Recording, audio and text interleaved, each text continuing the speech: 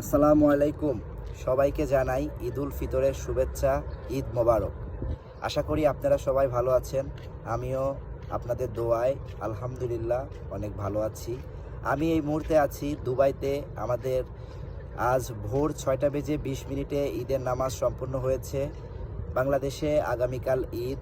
যারা দূর দূরান্ত ঢাকা থেকে বিভিন্ন অঞ্চল থেকে ফ্যামিলির সঙ্গে ঈদ করার জন্য প্রবাস থেকে গিয়েছেন, ফ্যামিলির সঙ্গে একসঙ্গে ঈদ করবেন, তাদের জন্য শুভকামনা।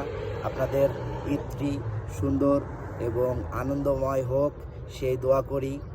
ইনশাল্লাহ আমরাও একদিন ফ্যামিলির সঙ্গে ঈদ করব।